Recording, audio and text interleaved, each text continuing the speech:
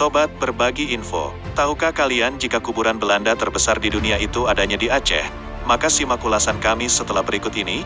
Oh ya, admin ingatkan kembali bagi sobat yang belum mensubscribe channel Berbagi Info ini, maka jangan lupa subscribe ya, agar sobat mendapati notifikasi video terbaru dari kami. Ingat sobat, subscribe itu gratis.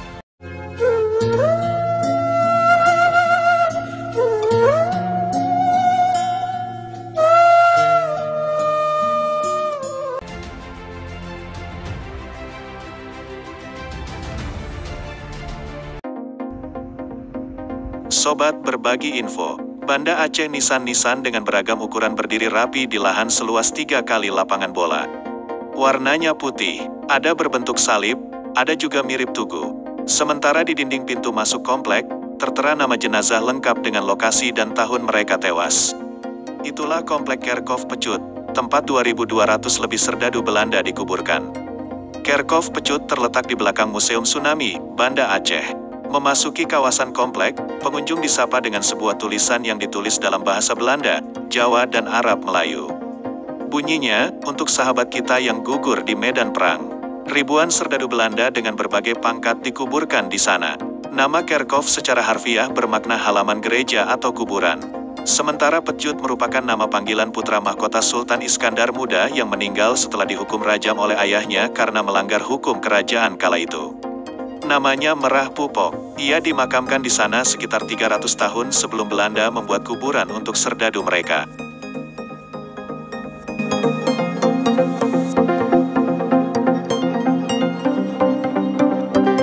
Dalam Komplek Kerkhof, bukan hanya serdadu dari Belanda yang dikuburkan di sana, tapi juga terdapat sejumlah penduduk pribumi yang diyakini direkrut sebagai tentara Marsose dan pasukan KNIL untuk dikirim melawan Aceh.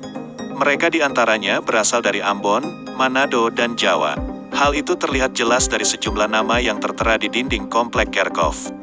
Seorang sejarawan Aceh, Rusdi Sufi, mengatakan, Belanda mulai menyerang Aceh pada tahun 1873 sampai tahun 1904 setelah penduduk Tanah Rencong menolak bergabung dengan Hindia Belanda, kini Indonesia.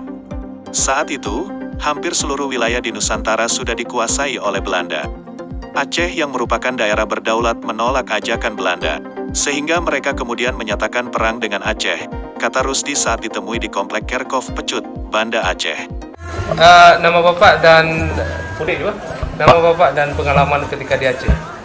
Itu pengalaman di Aceh itu sejarah tinggi itu, Pak. Sebab saya cuma pada waktu itu saya umur 16. Saya punya bapak 5 tahun di Aceh, Pak. Itu Tugasnya katanya di Samalangan. Di Samalangan itu pada itu ada satu jenderal Van der Heide yang dia punya foto ada di sini. Waktu dia kena pelor sedikit Di mata. itu di Samalangan itu, Pak. Sekarang umur Bapak berapa tahun? Belum begitu tua, nanti 30 Oktober saya jadi 93, Pak. Baik. Oke. Bapak tahu bahwa Belanda menyerang Aceh untuk berperang? Oh, saya dengar sejarah. Iya. Cuma sejarah saja. Iya. Ya. Seandainya orang Aceh datang ke Belanda menyerang seperti Belanda melakukan kepada Aceh, pendapat Bapak bagaimana? Tapi begitu tuh pada waktu itu banyak itu negeri-negeri Eropa yang menyerang negeri lain. Inggris juga begitu, Pak. Itu Amerika juga begitu, Pak. Itu sudah zamannya itu begitu. Pada masa pendudukan Hindia Belanda, Masjid Raya Baitur Rahman dikuasai oleh pasukan Belanda. Mereka sempat membakar masjid tersebut meski kemudian dibangun kembali. Pada periode pertama perang tersebut, tahun 1873 sampai tahun 1874, masyarakat Aceh berhasil menahan serangan Belanda. Pada tanggal 14 April tahun 1873, Mayor Jenderal J.L. Hapel Kohler yang merupakan pemimpin pasukan Belanda tewas ditembak pejuang Aceh dalam pertempuran di Masjid Raya Baitur Rahman, Banda Aceh. Selain Kohler, juga terdapat jenderal lain yang dikuburkan di sini. Jenazah Kohler selanjutnya diboyong ke Tanah Abang, Jakarta untuk dikuburkan di sana. Saat pembongkaran kuburan di wilayah Tanah Abang pada 1978 dilakukan untuk membangun bangunan, pemerintah Belanda meminta izin pemerintah Aceh agar Kohler dapat dikuburkan di Kerkhof. Saat itu, pemerintah Aceh mengizinkan pemimpin pasukan Belanda itu dikuburkan di Tanah Rencong.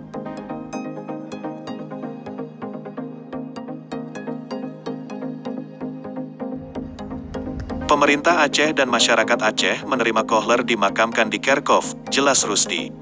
Selain dikuburkan di Kerkhof, di depan Masjid Raya Baitur Rahman, Banda Aceh juga dibangun sebuah tugu sebagai penanda tempat Kohler tewas ditembak. Tugu tersebut dibangun oleh pemerintah Aceh di bawah pohon kelumpang pada masa Gubernur Ibrahim Hasan. Menurut Rusdi, jenazah serdadu Belanda yang kuburkan di sana berasal dari seluruh daerah di Aceh. Mereka yang tewas dalam perang dievakuasi ke Kutaraja, sekarang Banda Aceh.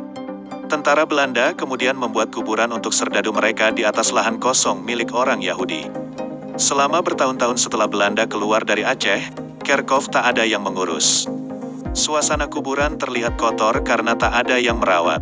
Baru pada 1976 datang J.H.J. Brengen, seorang kolonel Marsose untuk melihat langsung kondisi makam militer tersebut. Melihat kondisi yang memprihatinkan, Brengen kemudian berinisiatif untuk membuat sebuah yayasan yang diberi nama Yayasan Dana Pejut, Stichting Pejut Fonds.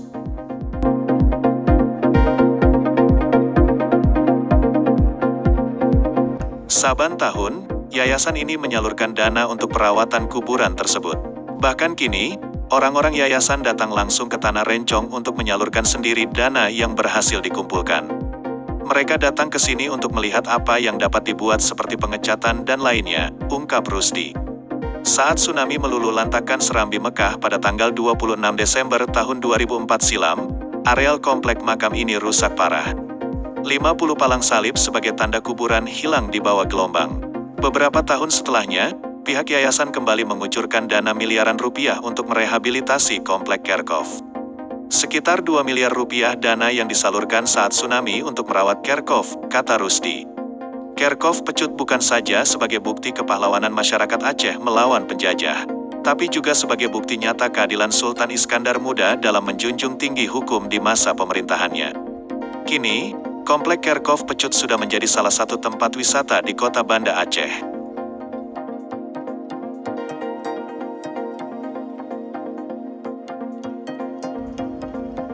Sobat berbagi info, dana yayasan untuk rawat makam berkurang.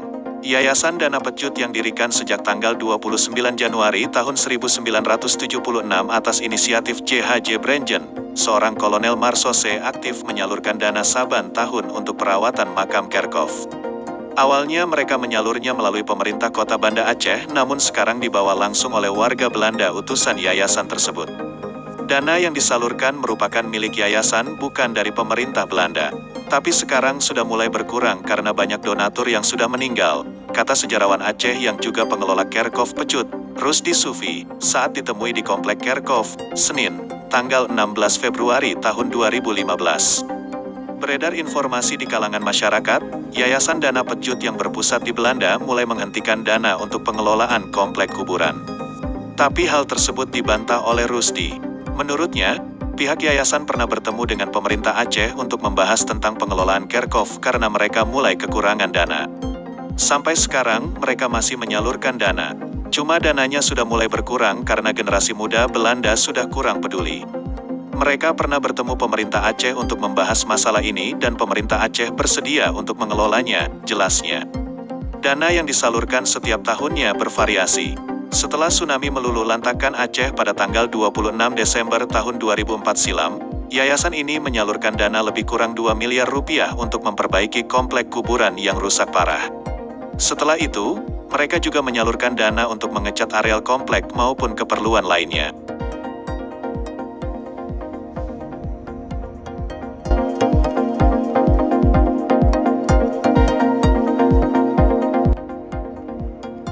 Saat utusan yayasan datang ke Aceh pada 2014 silam, mereka mengganggarkan dana sebesar 13.400 euro untuk Kerkhof. Selain dari yayasan, pemerintah kota Banda Aceh juga menyalurkan dana untuk membersihkan Kerkhof. Sudah miliaran rupiah yayasan menyalurkan dana untuk perawatan Kerkhof ini. Awal-awalnya mereka menyalurkan melalui pemerintah kota, tapi sekarang mereka datang sendiri ke sini setiap tahun, ungkap Rusdi. Sekian dan terima kasih. Wassalam.